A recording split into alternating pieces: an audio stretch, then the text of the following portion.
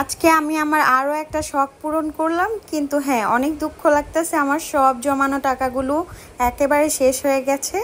So hello guys, আসসালামু আলাইকুম। আশা করছি সবাই অনেক ভালো আছেন। আমি আল্লাহর রহমতে অনেক ভালো আছি। তো এই তো দেখেন, আমার ব্যাগের মধ্যে মাত্র 300 টাকা আছে। এই ব্যাগটার মধ্যেই আমি প্রায় 7-8 মাস যাবত এই টাকাগুলো জমিয়েছি। সো আজকে এই সবগুলো টাকা লাগবে আমার, কারণ আমি আমার একটা শখ পূরণ করব। আমি অনেক লক্ষ্মী একটা মেয়ে। হ্যাঁ, আপনারা বলতে পারেন যে নিজের প্রশংসা নিজেই করছি, কিন্তু না, আমার বাড়ির সকলেই এই কথাটা বলে। বিয়ের পর প্রত্যেকটা মেয়েই এরকম সাংসারিক হয়ে যায়। আমার সংসারের যত যাবতীয় খরচ আছে সেখান থেকে আমি একটু একটু করে টাকা সরিয়ে রেখে এরকম টাকা জমাই, আর প্রতি মাসে আমাকে একটা হাত খরচ দেওয়া হয়। সেই খরচটা থেকে আমি নিজের জন্য একদমই খরচ করি না, সেই টাকাগুলো আমি জমিয়ে রাখি এবং জমানোর পর যদি আমার কোনো একটা শখ থাকে সেই শখটাকে আমি পূরণ করি। সো অনেক আগে থেকেই ভাবছিলাম যে একটা অটো সুইং মেশিন হলে আমার খুব ভালো হতো, কারণ আমার পায়ে চালিত মেশিনটা অনেক দিন হয়ে গিয়েছে। সো ভাবলাম যে পায়ে চালিত মেশিনটা আমি একজনের কাছে বিক্রি করে দেব আর একটা নতুন অটো মেশিন কিনে আনবো।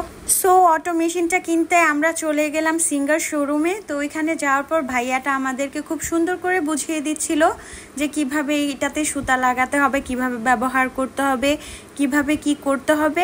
আর এই মেশিনটাতে অনেক মজার একটা ব্যাপার, সেটা হচ্ছে অনেক টাইপের সেলাই করা যায়, যেটা আপনাদেরকে প্রথমেই দেখিয়েছি।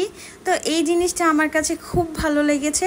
আসলে একটা ব্যাপার কি জানেন, আমি যখন জামা বানাই কোনো টেইলার্সের কাছে, আমি যেমন ডিজাইন বলি তারা ঠিক হুবহু ওরকম করে দেয় না, একটা না একটা কমতি থেকেই যায়। আর যখন আমি নিজে আমার নিজের জামাটা তৈরি করি, আমি আমার মনের মতন করে তৈরি করতে পারি। এই ব্যাপারটাকে আরও সহজ করার জন্য আমি অটো মেশিন কেনার ডিসিশন নিয়েছি। একটা মেয়েকে অলরাউন্ডার হতে হবে এরকম কোনো কথা নেই, কিন্তু আমার কেন জানি মনে হয় যে আমি সব কিছুই শিখব।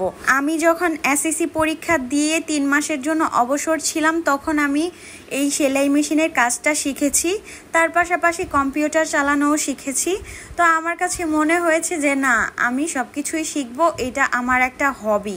আমি অনেক সুন্দর সুন্দর ডিজাইন করা জামা তৈরি করতে পারি, যেটা আসলে আপনাদের সাথে কখনোই শেয়ার করা হয়নি। যদি আপনারা চান আমাকে কমেন্টসে জানান, তাহলে আমি সেই ভিডিওগুলো আপনাদের সাথে শেয়ার করব। আর এই তো আমি বাসায় সেলাই মেশিনটা কিনে চলে আসলাম।